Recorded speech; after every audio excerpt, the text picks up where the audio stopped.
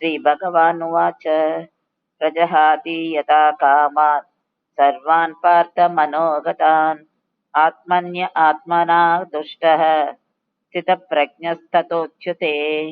இந்த ஸ்லோகத்துல கிருஷ்ண பரமாத்மா அர்ஜுனனிடம் ஞான யோகத்தின் உச்ச நிலையை பத்தி சொல்றார். அப்ப யாரு ஸ்தித பிரஜன் அப்படின்றதையும் விளக்கி சொல்றார்.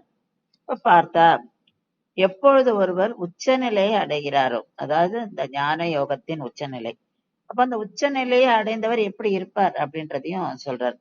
அவர் மனசுல எந்த ஆசையுமே இருக்காது. அதாவது உலகியல் சம்பந்தப்பட்ட ஆசைகள் எல்லாத்தையுமே அவர் அடியோடு எடுத்து விடுகிறார். அது அந்த ஆசை இல்லாத மனசுல அவர் ஆத்மாவை பற்றி சிந்திக்கிறார்.